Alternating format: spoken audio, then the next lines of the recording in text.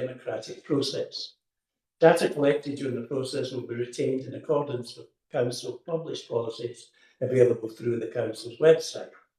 Members of Council are reminded they should follow this Council's established meeting protocols, including around the use of the chat facility, and that comments made in the chat facility are visible to all participants in the meeting, which may include members of the public who have also received invites to the meeting. Thank you for that.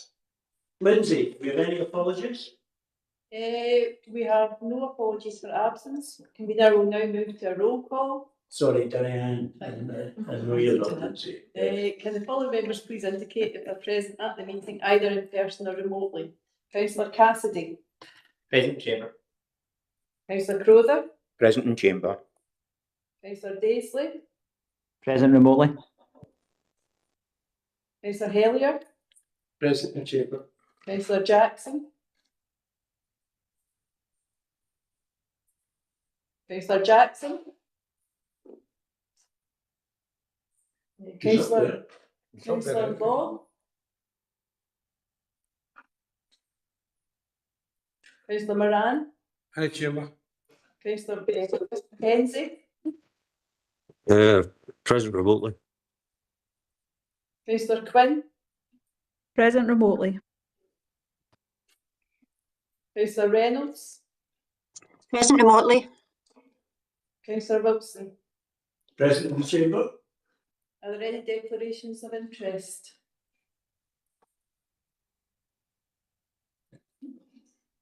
Thank you. Before we move on to the agenda items, I would just like to mention Ruth.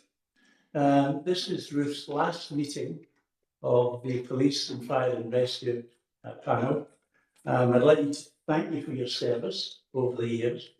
I have a personal thanks because you got me out of trouble quite a few times. I know you work well behind the scenes, Ruth, which all good officers do. But thank you for the way you've made this committee move so smoothly.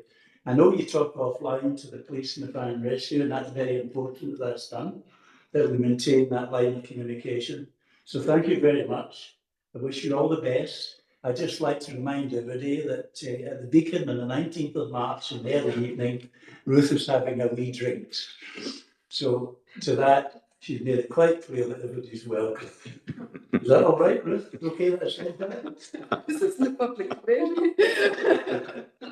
Oh, I don't know how many of the public are out there as well. But I wish you well in your new important role within the education establishment of Scotland. I think it's thoroughly deserved, and I'm sure you'll do an excellent job. And please come back and see us the odd time. I have a round of applause for Ruth, please. Thank you.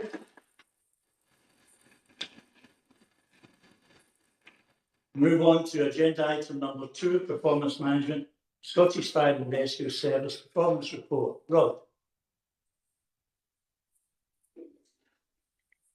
Eddie, are you doing it? No, I'm just going to do a wee introduction. Oh, right. So good afternoon, convener and partnership members.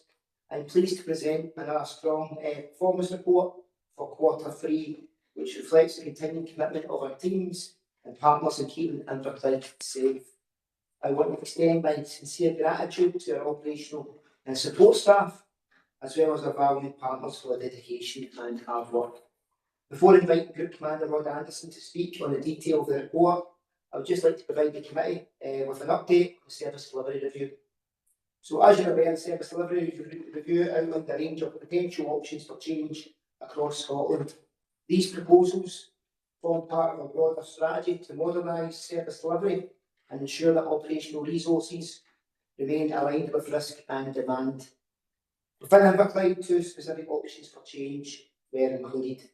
Following the consultation of the public consultation in September, our original intention was to present recommendations to the board for final revision by December. However, this is a complex and detailed process, and it's taken longer than originally anticipated. As we approach the Scottish Parliament elections on the 7th of May, statutory restrictions are placed on public bodies.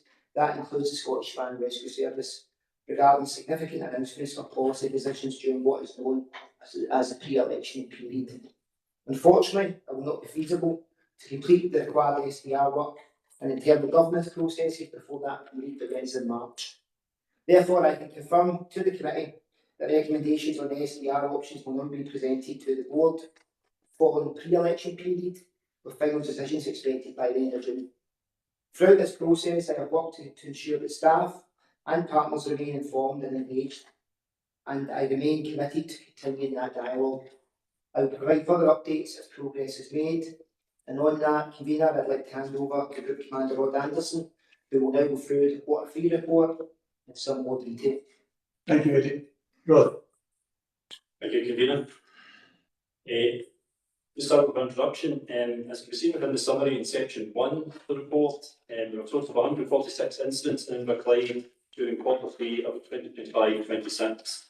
This was down from 215 incidents over the same period the previous year, a reduction of 32%.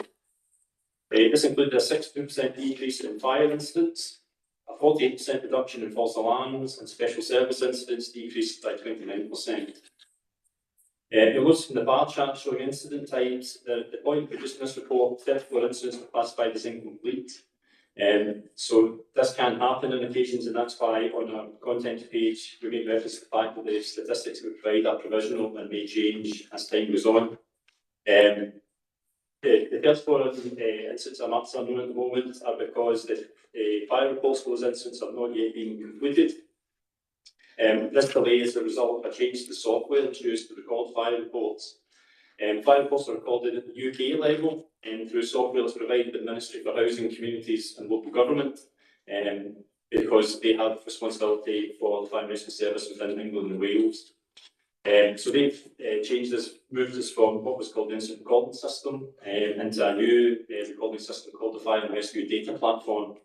And it's the changeover between those two that's helped up some of these fire reports get completed, because there's a process that's done to pull reports from the old system through into the new system to allow them to be completed.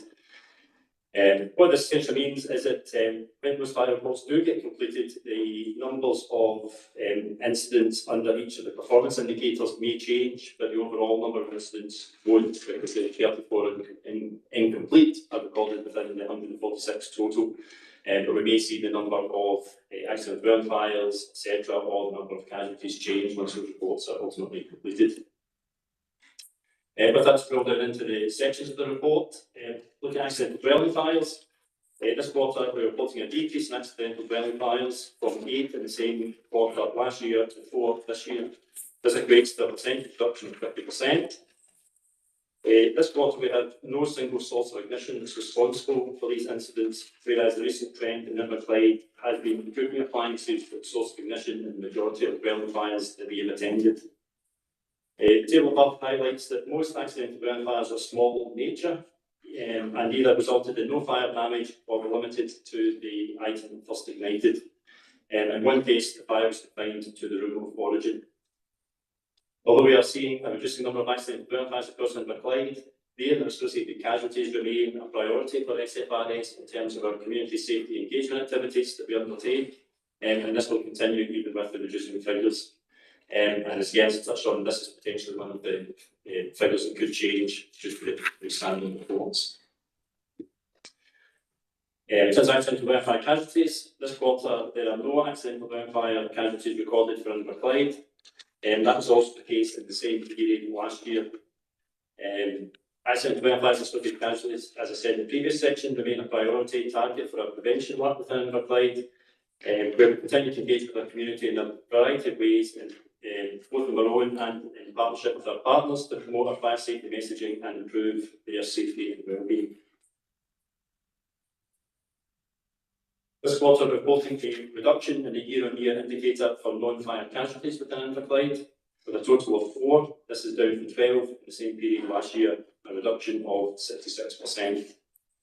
All the non-fire casualties recorded by SFRS this quarter were incidents involving SFRS assisting a partner agency, most often where we were used to provide forced entry for locked-fast premises for access to a casualty. SFRS continues to work closely with our local partners to reduce non-fire casualties by engaging with communities across Inverclyde to deliver appropriate safety messaging aimed at reducing these types of incidents. To move on to deliberate fines. Quarter year 2025-26 sees a decrease of 71% in deliberate fines within Inverclyde, a total of 16 this year, which is down from 55 the same period last year. Of the 16 deliberate fires across Inverclyde this quarter, 6 involved refuse, 2 were fires involving grassland, woodland or crops, and there were 3 deliberate fires within dwellings.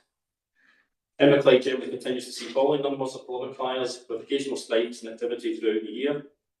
SFRS continues to work with our local partners to continue to reduce levels of deliberate fire settling and fire-related antisocial behaviour within the local authority area. Under non-domestic fires, 42 saw no fires in non-domestic premises within Inverclyde. This is down from 2 in the same period last year. As mentioned previously, this figure may change depending on the outcome of the incomplete fire reports, but even with that, the numbers remain low across Inverclyde. Our fire safety enforcement team continue to carry out routine audits within Inverclyde in line with SFRS's audit procedure, which is based on the objectives set by the Scottish Government within the Fire and Rescue Framework for Scotland.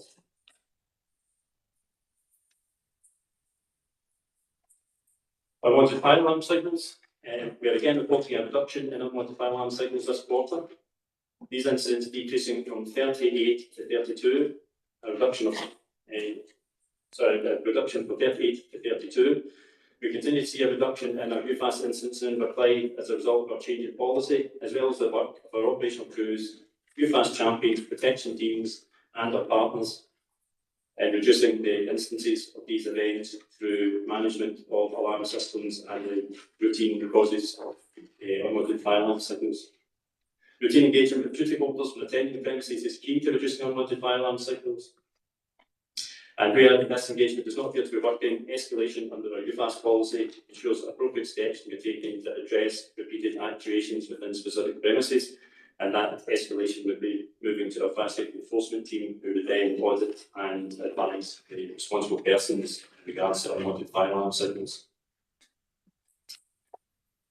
Road traffic collisions, we're reporting a 55% decrease in road traffic collisions attended in Inverclyde this quarter, going from 9 in the same period last year to 4 this year.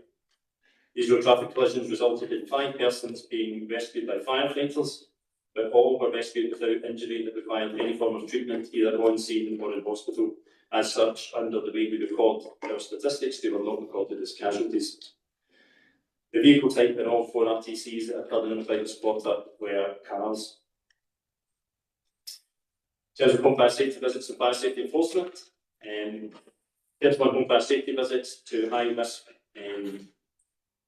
households have been carried out across Inverclyde this quarter.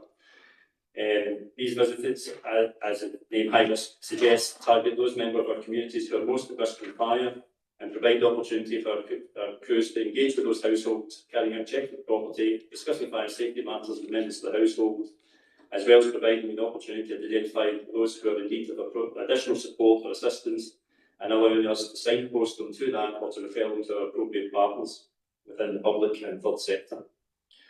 Our fire safety enforcement team completed 16 routine audits across Inverclyde, as well as specific audits of 2 premises which have come to their attention via various means. And that work continues, as I mentioned earlier, in line with the guidance within the Fire Scotland framework. Community safety and engagement. In section 12, we'll provide a small snapshot of the community safety engagement activities that our operational crews and community action teams carry out across Inverclyde each quarter. During this quarter, we saw our targeted bonfire and fireworks safety drive within schools across Inverclyde, supported by our partners at Police Scotland and the local authority, and safety events covering winter driving and ice safety. With that concludes my report. I'm happy to take any questions or comments. Thank you, Rob. And colleagues, do you have any questions? Councillor Fraser. Thank you, Convener. First of all, I welcome this report, and looking at the graphs, and there would appear to be a general reduction in the each category. That's very welcome, so it is. Would any of that be attributed to the work that's actually been done by the community action team? As many people think that fire brigade, the fire and rescue service are only called out to fires, but we know that there's a lot of work that goes on scene, and much of that obviously has been done by the community action team. And do you think that any of these reductions are attributed to that? I was also going to ask a question on the incompletes, but thank you for your explanation. I no longer have to ask that question. The only other one that I have is to do with the flooding and water rescue. I was just wondering if that relates to the number of incidents that were reported in the press relating to Coves Reservoir, and that would be working with partner agencies. Thank you. Thank you, Councillor. So to take your first point, yeah, our community action team are a key linchpin in that engagement we do with our community, so they definitely have an impact on reducing the number of incidents we attend. Alongside that, our operational crews, as well as attending incidents and training, etc., they also carry out community safety engagement, so it is very much a joint effort.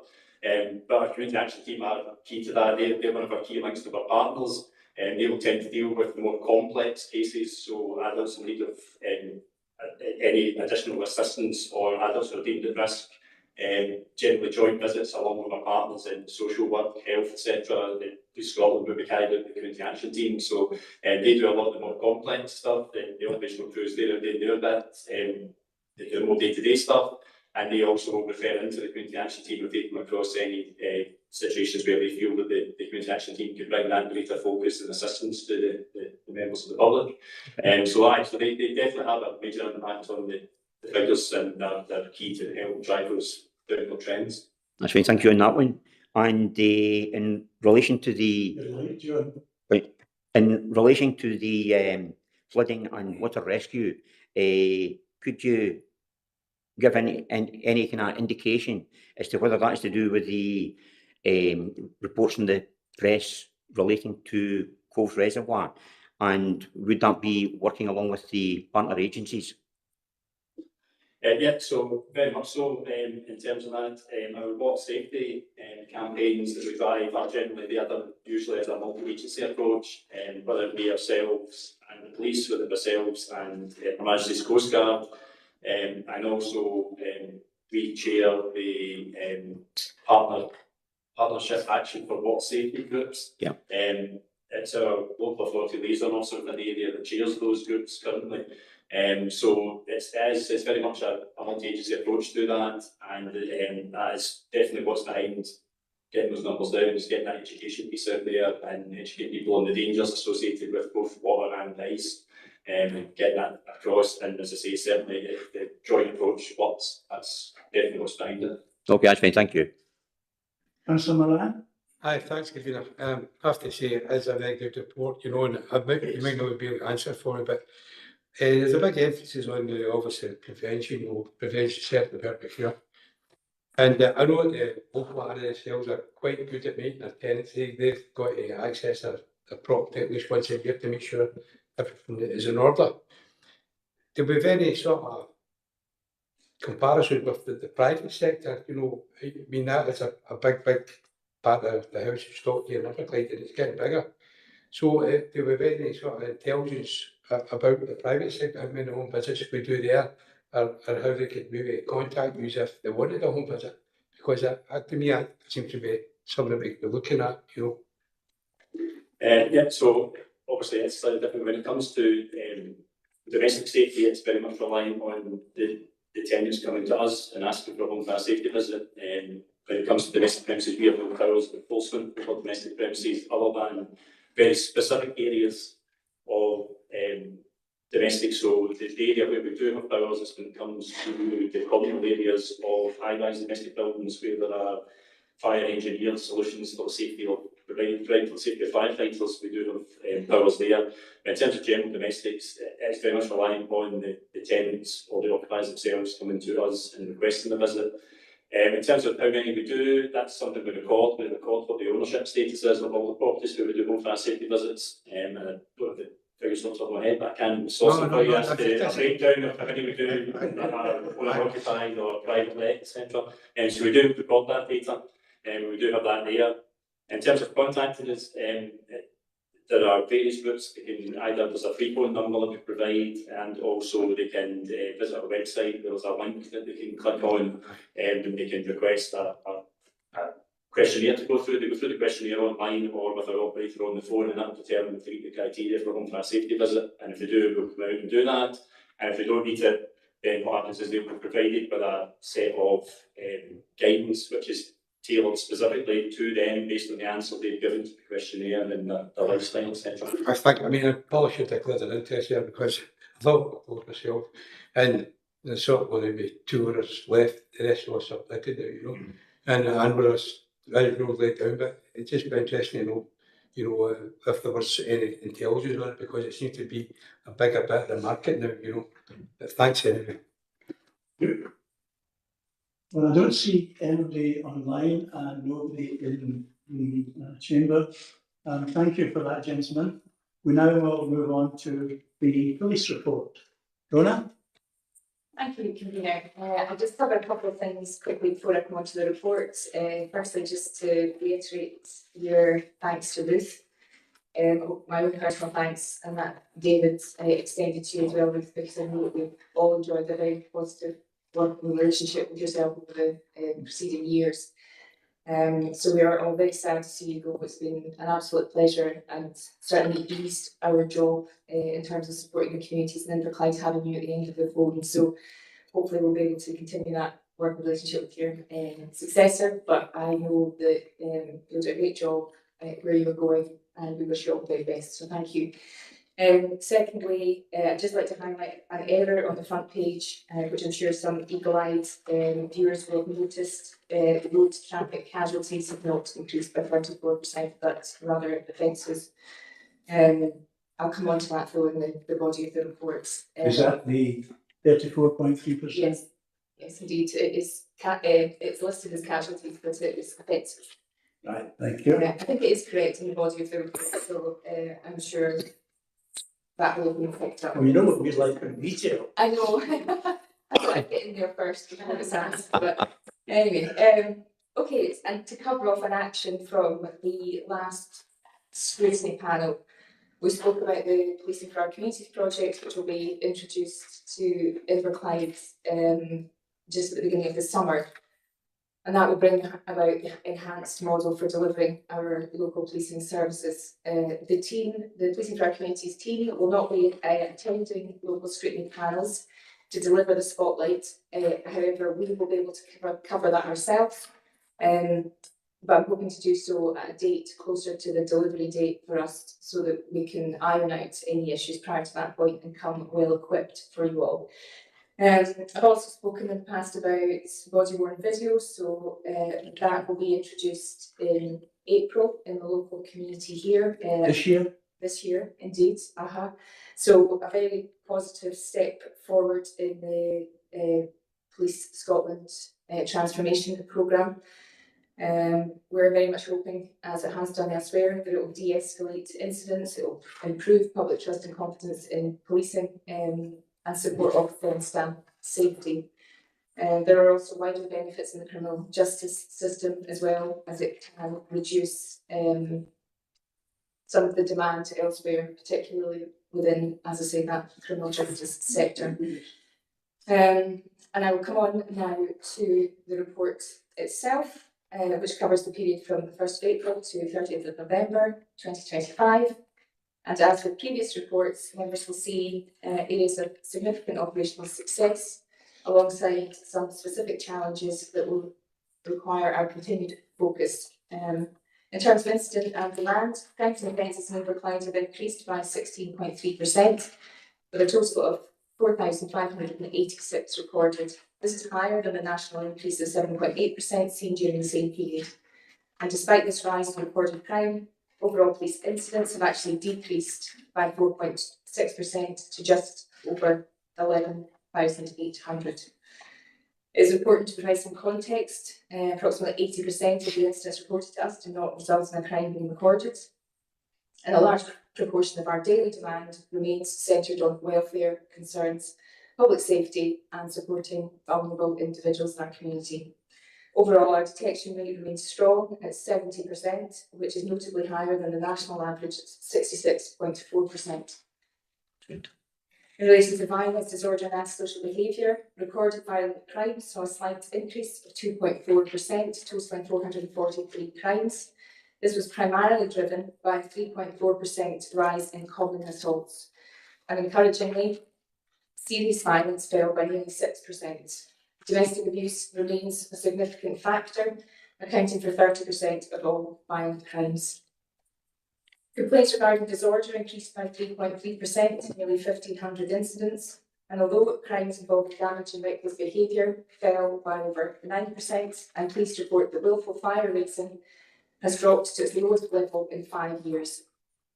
We continue to tackle persistent disorder through our partnership hub, where we're currently working alongside local housing providers to pursue robust legal interventions.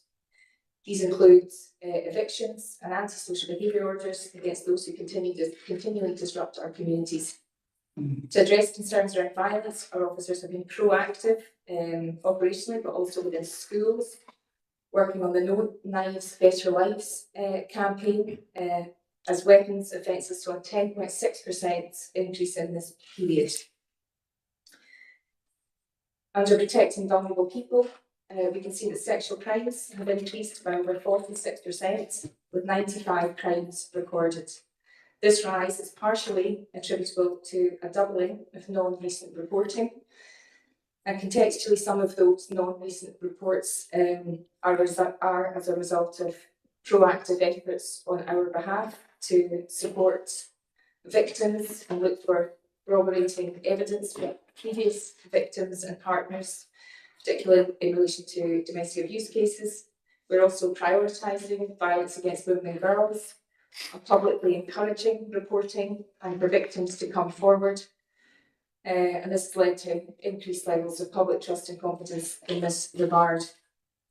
The 46% increase is also attributable to cyber-enabled crimes, and this includes crimes such as the distribution of indecent images. I can positively report that missing person reports have fallen by 33.2%. Most significantly, missing person episodes involving care-experienced young people decreased by 54%. As a direct result of enhanced partnership working with children's homes. Regarding domestic abuse, we recorded 576 incidents, a 5% increase, with 43% of these resulting in a criminal charge. Acquisitive and cybercrime, crimes of dishonesty increased by nearly 20%, driven largely by a 24% rise in retail crime, which we're tackling head-on with the support and assistance of our Retail Crime Task Force. To demonstrate our commitment to local businesses, we recently held a dedicated Retail Crime Day of Action, which provided a surge of proactive enforcement in the area and sent a clear message that retail theft and the abuse of shop staff will not be tolerated in Inverclyde. Despite the volume of these crimes, our detection rate for dishonesty is 52.8%, far exceeding the national rate of 36%. While housebreaking has reached a 5-year low, we will remain vigilant regarding fraud and the theft of motor vehicles, particularly keyless entries, where we're seeing more sophisticated digital methods being used. Road safety remains a core priority. And while we regret to report one fatality during this period, total road casualties fell by 21% to just 30. We have seen a 34% increase in recorded road traffic offences, which is the direct result of deliberate, proactive enforcement by local officers supported by our road policing colleagues, focusing on the fatal 5. These include speeding, mobile phone offences and drink driving. We're also broadening our focus to address specific local issues, such as the misuse of motability vehicles, and our priority policing team is now working closely with motability police liaison officers to better identify and report criminal use of these vehicles. I'd like to report as well, we have positively another 4 new officers who are currently in training and who will be starting within the division at the beginning of March. and a further 5 arriving at the beginning of May. Is that for Inverclyde? That's for Inverclyde alone, just for Inverclyde. So that's 9 Inverclyde officers. We don't want them going anywhere No, else. we absolutely don't. I won't be falsely inflating those figures. Those are 9 officers coming to Inverclyde, which will be augmenting our both our response and our community policing provision. So we'll be they will be very positively welcomed, I'm sure. And that concludes my report. I'm happy to take any questions. Thank you very much. Road traffic offences. In my surgery last Saturday, I had 2 gentlemen came to my surgery in Kilmacombe. We lived in Marlock Avenue in Port Glasgow. Through you, Chair, we have to be careful not to talk about individual cases. Well, or I'm not going to mention their names. Well, but the mention of the address was the essence. I hear what you say. Last Saturday, in my surgery in Kilmacombe, 2 gentlemen came to see me from Marlock Avenue in Port Glasgow. And the reason they came, they've been complaining for years about speeding in Marlock Avenue. And apparently there was this dark coloured Volvo that was there, and they were ecstatic that it caught some people for speeding. So there's compliments to what they're doing. Yeah, good to hear. Do you have any questions, colleagues? Councillor. Thank you, Convener. Through yourself to the Chief Security and the senior police officers. Statistics here we can see broaden the horizon of a very exact report.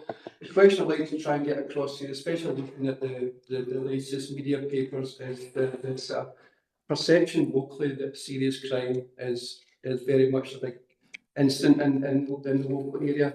And it's to try to get that message, see what the senior police officers wish to say to alleviate the fears that crime, although significant change, seems to be on the up, especially with weapon offences.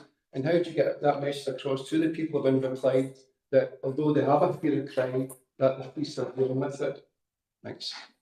Yeah, absolutely. I do know that fear of crime in terms of the survey results on the back page. There are a number of things I'd like to pick up on in relation to that question. Firstly, is Inverclyde still a very safe place to live? And by and large, people impacted by crime have some level of involvement themselves. However, that's not to take away from the number of innocent victims that are out there. What I'd like to say is to the you picked up specifically on serious crime. So serious violence, as you see in the report, is actually down in Inverclyde. And we have, I think, quite a large number of our offences, which are listed in the report, take place within private dwellings, which removes that element of concern around strangers or open space or public space or anything further. The reference to weapons, which you picked up on there, by and large, and I believe I had it for the last scrutiny, I don't have the figure with me just now, but I can certainly get it. A very large proportion of the increase in relation to weapons offences is attributable to proactive policing and targeted policing in the right place. We've increased our numbers of stop searches, and we have very good and vigilant and proactive officers within our staff here who use all the data to make sure that it's ethically done, that we're targeting the right areas and we're making sure it's at the right times, and we're taking those knives and weapons away from people early and prior to the commission of any offence. So by and large, I would say Inverclyde is still a very safe place to live, and much of the incidents that you're seeing here are very much taking place within small pockets. I'd be interested to hear as well if you have any feedback in relation to the new reporting style and which breaks it down by ward even further, because I know that was an area that was quite important to some of our members. So again, if that helps in terms of alleviating or understanding some of our data, then I'd be curious to hear about more. Okay. Thank you, Convener. Thank you. Provost? Thanks, David. Yeah, this is a question for the police, but also for the fire service. I've had representations from a couple of retained firemen, and they're worried about the 20 mile an hour implementation. That if they're racing to a fire, what's the official advice going to be? Keep within the speed limits and obey the law. Now, who would like to handle that? Eddie, I think we'll go with you first, as you're first on the agenda. I think for myself, saying the 20 mile restricted zones coming in, there's no alleviation. Usually when it comes to 30, 40, 60 mile an hour, we've, as part of our driving policy, we can go 1.5 times beyond that, but when it's a 20, it's very much within the law, but we can only travel at 20. So in regards to the provost's question, the answer is it will impact on our response times, because we can't exceed that 20 mile an hour. Bush. Yeah, I just want to clarify, was the question around attending work? Because that's slightly different because if it's making your way to work, it's obviously Yeah, a little bit different. it's going to an emergency call with a retained fireman racing from their house to the fire service station to get the vehicle where every second counts. Okay, so that's quite specific to Now, Eddie, clarification. Would you like to go back in again? Yep, it's the exact same answer, so thanks very much for passing that on. But absolutely, at the end of the day, we can't break the law and go over 20 mile an hour, so it absolutely will affect our ability to get to the station, and it will impact on our response times as well. If you're going to an emergency, you can't go above 20. No, if you're responding to a pager activation and you're in your own car, you need to abide. But what if you're in a fire engine? If you're in a fire engine, it's different. That's what I'm saying. You can go 1.5 times beyond that. Well, that's reassuring. The fire engine. Yes, yeah, the fire engine can, yes. I think no need to answer that. Thank you, Provost. Councillor Moran? Aye, thanks. You know, I do want to recognise that we're going to get some new community policing. I'm a big fan of community policing, you know. I think it's very underestimated the work they've done over the years, and to see it kind of rate again, I'm really happy with that. My question is certainly something that maybe yourself and Ruth might come in here. Last night I was up at the New York Community Parent Council meeting, and one of the things highlighted to me was about cyberbullying, and the fact that WhatsApp groups have started, and this is outside the obviously school time, but it reflects that these kids are bullying other kids because through cyberbullying. Now, I was a wee bit kind of shocked about it myself, and I think some of the parents there were as well, because the way that the people who should be doing that is the parents of the children that's doing it. If you understand what I mean, it's their responsibility to make sure their children don't participate in this type of actions. So my question would be is there at any point if we see stuff that the police would get involved in it, or would you leave that to the education department to deal with it? Or would it escalate to your level? I think that's the question. Your superintendent? Yeah, it can escalate, but very much we want to make sure that there's an educational element to this in terms of what is and is not appropriate, and certainly the lowest level of education and support would be supplied first, and that would be dealt with in education in conjunction with parents long before it gets implemented in us. But we supply assistance and help in providing that preventative messaging in schools, because it's, you know, there's a number of platforms and a number of people using these, and lines can become blurred pretty quickly and pretty easily. So certainly with our educational partners, we want to try and deal with it as effectively as we can in terms of prevention first, in terms of education first, long before it would meet any criminal threshold. That would be my expectation, and I think Ruth was potentially going to come in the back of that as well. Thank you, Ruth. Yes, really, the online world, the different platforms, is a complex world for our young people to navigate, and we tend to think of Facebook, Twitter as being the social media platforms, but you mentioned WhatsApp groups there, and that is a concern for us because WhatsApp groups are by invite and they have administrators as well. And we hear from some of our head teachers that people, can be unkind to each other by invitations to WhatsApp groups or setting up new groups. And that is essentially an extension of some of the behaviours we would see in the playground as well, where people are invited to be part of a group or not. So a lot of the work is around working with young people about kindness and resilience as well, because these are all the same behaviours we'd expect online and offline. But I have to say that the head teachers would say to me that a lot of the issues they deal with on a day-to-day basis are sometimes the falling outs that have happened after school in an online social media world. They do as much as they can to intervene. We also rely on parents monitoring and being aware of what their young people are doing, especially on mobile phones. But it is a complicated and complex issue, and I do appreciate the concerns of the parents. No, thanks, as I say, but last night, I think it was a real concern of a couple of parents there that it was actually happening. But maybe, with the new community policing, they may get into schools and talk to the young people. It might help the situation. I just thought. No, thanks, Councillor Moran, that's important. Councillor Cassidy. Just Oh, sorry, yes, we do deliver books through policing and also a part of citizen prevention department, around cyber awareness and cyber safety. Part of that is cyberbullying. It's kind of short discussion of having your feet into a far bigger issue. It's now international. Australia is probably banned social media for under 16. Aye, David. I think France are considering it as well. I've seen the headlines on the day for possibly Canada. So it's a far bigger piece of work you'll probably be done on an international stage. I don't think we'll find out really what social media, how it affects our children so well into the future, so we can look back on it, deep at that point, whether we did the right thing or not.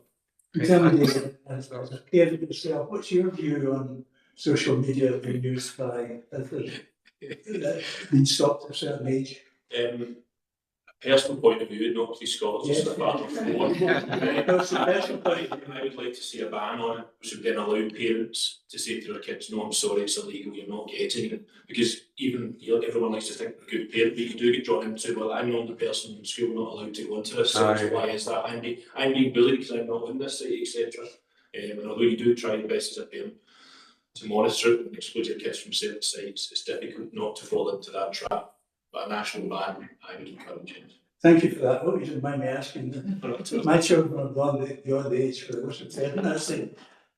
Councillor Cassidy. Yeah, thanks, Chair. Yeah, I'll start off by welcoming the inclusion of the ward breakdowns. That was an ask that I've made for a number of months now, so it's finally good to see that there, because I think it does allow myself and my colleagues to assess performance not just across the whole of Inverclyde, but also within our wards as well, and it gives us a picture of what crime is also happening in our wards. So thanks for finally bringing that in. It's also good to hear the 9 new police officers you mentioned coming. I think my colleague Councillor Moran mentioned the word community policing there, and I know that's a phrase that got lost quite significantly in Police Scotland. So hopefully maybe it might be a sign that it's maybe coming back, because it's certainly something that communities across Scotland have been long calling for a return to. So my first question is on the usual topic, Chief Superintendent. So have we got any further forward in identifying what is happening with the replacement of Greenock Police Station? It's always my favourite topic as well. But I do appreciate the interest in it and the support and the drivers behind looking for a solution. So while I certainly am 100% behind you in my desires for a solution to be reached soon. And in that regard, we have and are narrowing down the options significantly. We have certainly made good progress over the course of the last few months. And while I can't supply anything specific just now, I do feel very positive that we will have something more concrete to supply in the very near future. Thank you for that. Okay, thanks. That does sound a bit positive, because And I always preface this, my frustration is not with yourself, it's with the Chief Constable and the senior management team of Police Scotland about the very slow progress we've made on this issue, you know, completely. I mean, the consultation originally in the Estates was launched in 2023. A report on the estates plan went to the Police Authority Board in 2024, so we're now 2 years on since the consultation, a year on since the report to the board. I noted in that report to the Police Authority, it highlighted there's a 245 million backlog on maintenance as a result of long-term underinvestment in the estate, and that even if that 245 million was invested, it would only address the structural fabric of the buildings and not make any building fit for future policing models. And I also highlighted there was a 500 million investment needed over the next 10 years just to drive any form of meaningful change in the operational estate. And I note as well in that report, it did highlight on the priority areas for investment. It did highlight Glasgow and other parts of West Central Scotland, such as Greenock.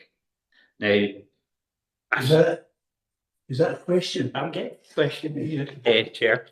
Now, so we're essentially, what, we add that together, that's 3 years, you know, essentially on where we're forward. I appreciate that you just said that, you know, there's some stuff going.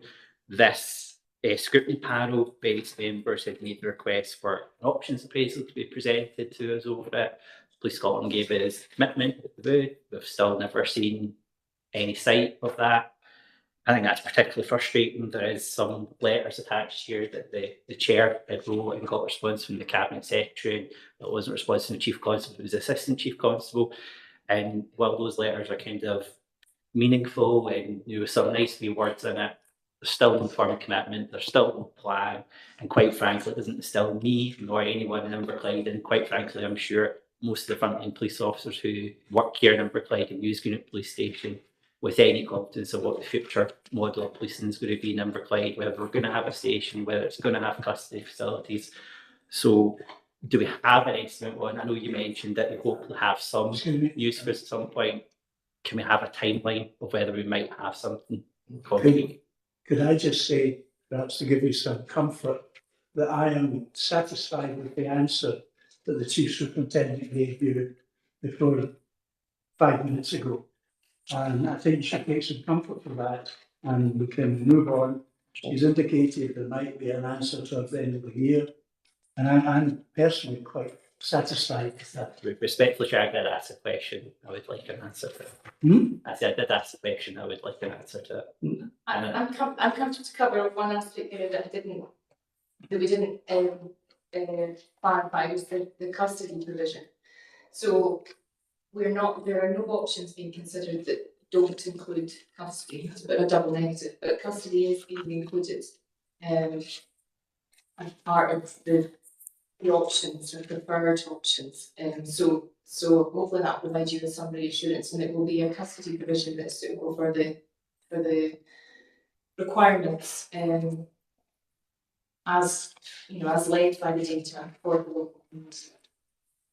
That I would welcome it. You would use the confirmation that there will be custody included in that mix. Because Councillor, I don't want us to turn into cross-examination. Questions are fine, but not cross-examination. Not cross-examination, I'm asking legitimate questions, Chair. Okay, is that a different question? Yeah, I was just welcoming you that statement, and I've got another question on a different issue. Fine, carry on. We are also here to ask questions. You have people like officers as well as the officials from the police and the fire service, Chair. You'll know from my chairmanship, perhaps, no problem with questions being asked. But there are certain aspects to both parties, both the fire and rescue and the police, where they are essentially representing the operational aspect of their departments. And there are other departments within the police force and within fire and rescue who make decisions that are quite often out of the hands of the officers we see here. Which I appreciate, Chair, but as you very well know, those other departments don't come before this panel. Sorry? These other departments don't typically come before this panel, or we are able to ask questions. And as you know, local authority doesn't have much say over policing because of the way the police force was nationalised. Well, we've had the States Department here twice, to my recollection. Yes, but we've not had them back since then. So on another topic, You mentioned obviously the 24% rise in retail crime, and that was an issue, you know, I raised, you know, before the last scrutiny panel, you know, around the issues around retail crime. So Chief Inspector, I was just wondering, like, the Chief Inspector mentioned the day of action that you had, you know, like what other, you know, work's being done, and, you know, I appreciate that day of action's great, you know, I wasn't aware about it, so I think that's maybe something that needs to kind of be done to highlight people the action that you're taking, because it is quite worrying, that rise in retail crime that we're seeing in Inverclyde, but also nationally as well. And the other question to that is, how are typically the large retailers responding to working with you to tackle this issue? So, yeah, no, you're absolutely right to ask that question. And the day of action was a great success. We did it just before Christmas, but the second week of December, to try and make an impact on those who are involved in that type of criminality over the festive period, provide a bit of reassurance to public financial staff and shops. We were there to support them over the festive period, which is one of the busiest times. And you're right, we probably could have got a bit more out from a kind of PR point of view, a communications point of view, to highlight that. So that's a good point. That's one to take back. We're still working very closely with the National Retail Crime Task Force that was set up. We've applied again to them just recently for additional funding to put more officers into these areas to tackle this type of crime. With regard to the big retailers, we've had some very encouraging meetings with Tesco in particular. We're now working with Tesco at a national level through the National Security Manager to try and support us in combating shoplifting both at Port Glasgow store and in Greenock. We've got commitment for Tesco to deploy their tactical support team. There's a separate security team that they can deploy nationally to certain stores where there are problems. We've actually seen over the last month or so, and hopefully reflecting the figures as they're coming out, a drop in shoplifting in both of those stores. But that's not the end of it. It's going to obviously continue. We have to keep these measures up, we have to keep these measures in place. And I'm hoping if we get some additional funding through, we'll be able to do that to support the officers to tackle this type of crime. It definitely is a priority for us in Inverclyde, but it's something we're working hard to tackle. Okay, Paul? Yeah, that's that. Thank you. Councillor Jackson. Yes, thanks, David. Can you hear me okay? Yeah, can hear you. Can you hear me okay, David? Yeah? Yes, you Yes. can. Yes. Yeah. Yeah. My first question, David, is I've been lately about people, it's road traffic, about people being charged for being over the legal limit for cocaine. I think like most people, I was very surprised to know that there actually is a legal limit for cocaine. I'm hoping this has maybe just been reported wrong. Can I ask a second question, David? Yes. Yeah. The other one is on sexual offences, and it's in reference to sexual offences in hospitals. I'm just wondering, the Patient Safety Commissioner has said there's been under-reporting of sexual offences within with hospitals, that last year I think there was over 1,000, and Inverclyde and RAH, which are local hospitals, have had incidents. I was just maybe looking for a comment or some information from the police on that. So it's just the two questions, David. Thank you. Thank you, Colin. Okay, first of all, I think just if I picked up correctly, we were asking about I guess legal limits for drug use while driving. Well, there's obviously absolutely no tolerance. Specifically cocaine. Yeah, specifically cocaine. No tolerance in relation to that. We are seeing the numbers of people being detected for drug driving increasing, and various ways of detecting that, but drug wipes being one of them, and it's our road policing colleagues who assist us with that. And that's certainly something in terms of the future that we would hope to be able to take forward for local officers. However, not yet, but we are ably assisted and well supported locally in terms of our road policing colleagues.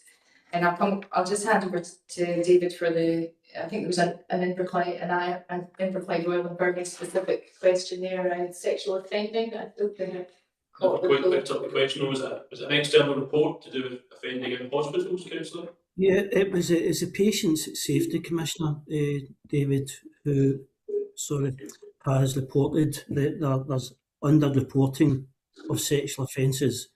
The number was, I think, 1,000, and there was a few in Inverclyde.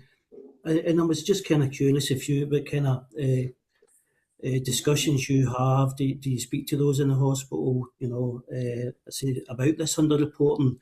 I was just curious of how you would go about this type of thing.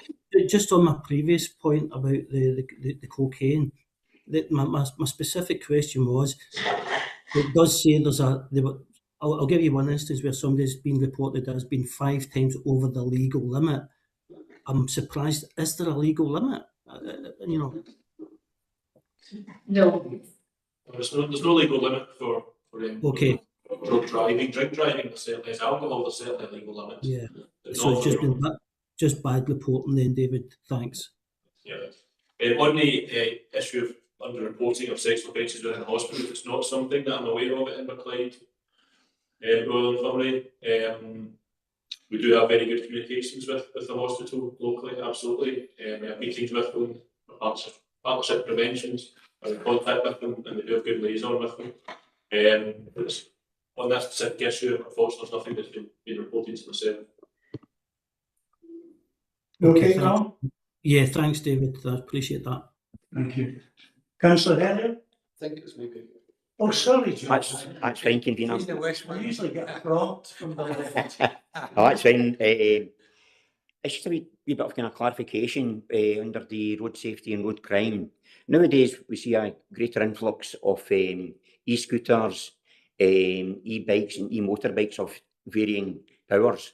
And if there's any incident on the road involving each of those categories, are they classified as road casualties or under road traffic offences? And also under road traffic offences, we can see that there's a fatal 5 offences, and the very last one is careless driving. I don't see any reference to dangerous driving. Should that last category be dangerous, oblique, careless driving? It's just to see clarification on that. Yeah, so the fatal 5 is just careless and inconsiderate driving. I would get that clarified for you because my understanding would be that dangerous driving would sit as It's a higher level. distinct. Yes, indeed, Yes. it is a higher level and it's a separate charge. So in terms of the fatal 5, my understanding is that it just is exclusively around the careless and Surprised at that. Driving. I'm sorry, I've completely forgotten. The other one was to do with nowadays there's a greater influx of e-scooters, e-bikes and e-motorbikes of varying power output. And I was just wondering if they are all classified as under road casualties. Should there be any incident where it's on a public highway? Well, it would depend on the vehicle itself, but certainly, much like a pedestrian involved in an accident, it would still be recorded if this criteria was met in relation to the road accident. Yeah, absolutely. And there, and we all understand that there's a growing use of a lot of these vehicles, which are frankly, many of which are not legal on the roads anyway. Yeah. And extremely dangerous. And so we've got a number of initiatives ongoing and a number of campaigns that we try and use to tackle some of the reporting in specific areas, which David can come on to in a little bit more detail. But yeah, they can, you're quite right, negatively impact on our statistics. But our statistics around our road casualties are very positive just now. And despite the front page of the report, which is not accurate, it is a positive picture in terms of the road casualties. Okay, actually, thank you. The other one is really just a wee kind of observation more than anything else. And if you look at agenda, it's really relating to the question about the Greenock police station. And if you look at the agenda item number 4, we can see that we have the Scottish Police Authority, the Chief Executive Report, and under section 3.13, it covers estates and capital planning. Should the question that was raised should not have been raised under that category? It's just an observation. That's fine. I think it's, I don't know what it says exactly, but I'm sure it probably says I'll that give it we've got prioritisation in place in relation to our estates programme, and I'm sure that Greenock features on it as a priority, which I'm not surprised. It's been well documented and reported up to this point, and I can confirm that Greenock is still very much top of the agenda nationally, not just locally. So I'm happy to speak to that. Yes. Thank you. Councillor Crowther is a detailed councillor. You triumphed once again. Thank you for that. Councillor Haley. Thanks, convener. It's a comment and one question for me. It's just to come back with to Chief Superintendent Fraser to thanks that we've seen forward action in the estates, and then she come back a second time to confirm that that's going to include police custody cells. I would really just make the point clear, and the senior police officers would quite sure totally agree. Can't separate policing and estates. We can't put it into a category and say one doesn't meet the other. They both meet the other. We can't police without custody cells. So let's not just break hairs here and say we can do one without another. We need both, and it's really, really welcome to see that we're getting both coming together, because that means that we'll have a satisfactory working and operational police force, police service. So thank you very much for that comment to bring that together, Chief Superintendent. And we welcome that, because this committee has been very active to make sure that this is all going to be working for the people of Inverclyde. We will definitely welcome it as well. So the question then, again, just thanks again for bringing forward the community policing aspect, bringing into the force. And I think also that takes away, if you've got good community policing, that takes away the fear of crime and the perception of crime. The question then would be to, when we get back to this community policing platform and module, can we expect to see community police officers allocated to specific areas? And that is especially helpful when we start to work with community councils, when you're getting a dedicated police officer, as we used to have, to that particular area.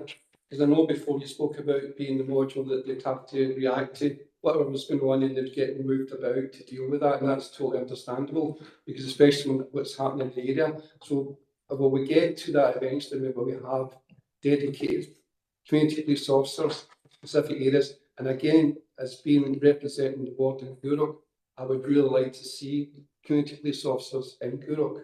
Thanks. Ronan?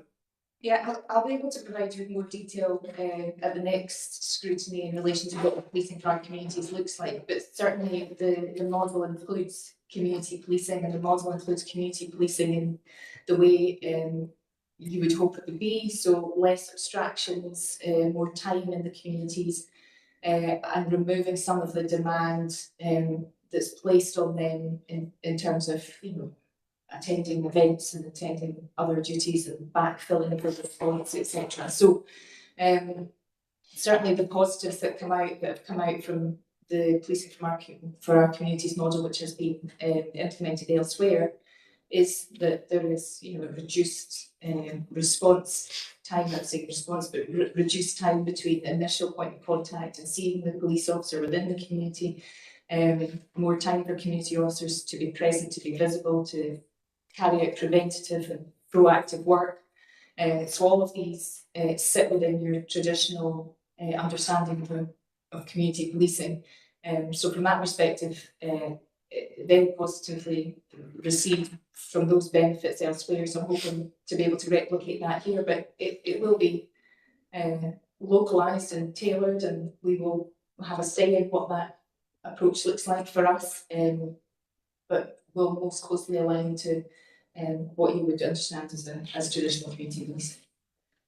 Thank you. Councillor Heather, you and I, we have got reasonably middle class wards. When I look at the figures by ward in here, these figures are very, very interesting. And I think they do show quite clearly where resource should go. it stands out for sore thumb. There's two particular wards that just jump up and by, but that's just a comment. Colleagues, I see no questions on the screen. I see none in the chamber. Thank you very much for that, Chief Superintendent, Chief Inspector. And we are now, I think, coming to you, Tony. New business, local police and fire scrutiny panel update report. Thank you. Thanks very much, Julia. So this report keeps panel up to date with local and national initiatives relative to Police Scotland and Scottish Fire and Rescue. And a lot of the topics you'll see in this report we've discussed at this panel already. A link's been provided at 3.2 of the report of the items discussed at the SPA board meeting on the 27th of November. And a summary of the SPA chair's report has also been included. And just of note is the impact on savings year on year for the Police Scotland service. The Chief Constable's report details important updates on national operations, and the SPA Chief Executive's report also has commentary on the estate's master plan. In addition, the report provides information on the budget and also recommendations from HMICS inspection of the police's response to harm reduction. And a number of recommendations are detailed in the report as a result of that inspection. In terms of the SFRS updates, links have been provided on the agenda of the meeting, and just on a particular note, just echoing what I had mentioned earlier, that due to the Scottish Parliamentary elections in May, the decisions on the service delivery review and station changes will be made after that date. And lastly, the appendices contain the response from Angela Constance and Mark Sutherland panels concerns over the custody suites here and the future of here police station respectively, which you've already discussed. So just asking members to note the content of the report. Thank you, Tony. Do we have any questions for Tony? I could get it just on the report, and I was talking to my colleagues from the fire service earlier on, and I think there's a real honesty about the report we're getting from Police Scotland and the fire service regarding the financial situation they're in. And it did say the board, the Chief Constable explained that a flat cash budget is not deliverable. She warned it would necessitate immediate recruitment pause, lead to workforce attrition, reduce visible policing and daily response to the public. The report stresses that a difficult decision would be unavoidable, and sustained engagement with the SPA Scottish Scotland is essential ahead of the giant budget management. And I don't know if we, as this committee, to send a letter to the Cabinet Secretary saying we feel the support and view of the Chief Constable here, and we want to see our police forces and the fire resourced properly so they can do the job. If they don't have the resources, and she's saying quite clearly, if it's a flat cash help, she will not have them. I think we should write a letter in support of the Chief Constable's position here, that we don't believe that a flat cash help is enough to run the services. I think that's a very interesting point. Colleagues, do I have your support for a letter? Would it go in my name? Be political. It would be political. Do I have your support for a letter to go to the Cabinet Secretary outlining your concerns about the cash being allocated to police and fire and rescue? And through you, Chair, I'm thinking if it's a political matter, then it wouldn't be appropriate to come from the panel, but it would. But just trying to support the Chief Constable's position. That's all. Just support. Not politics. I think, Ruth, you can find a way with words here as your last act. I'll check through the legal team. Don't scupper your promotion. I'm just going to my convener just I think we've sent a letter before regarding resourcing before, and I think it was for Inverclyde specifically. So I think we'll maybe just look that out again and see if it's something that's Well, thank you for that, Tony. Thank you for that, Councillor Moran. It's a very worthwhile contribution because we know that both parties here are struggling for money. Councillor Hellier? Thanks, Convener. Again, I'd just like to reiterate what Councillor Moran is saying. I mean, saying again 310 quite clearly, the staffing levels are insufficient to meet future demand. And if we go back to like what I spoke about right back at the very start, the period of crime, the perception of crime, and then read that, how's the public supposed to have any confidence that they are reading their everyday piece of policing and the fire service? So I'd just like to back Councillor Moran's comments. Thank you for that, Councillor Dele. Okay. Any other comments? Colleagues, we're asked to note this report. Are we happy to do so? Agreed.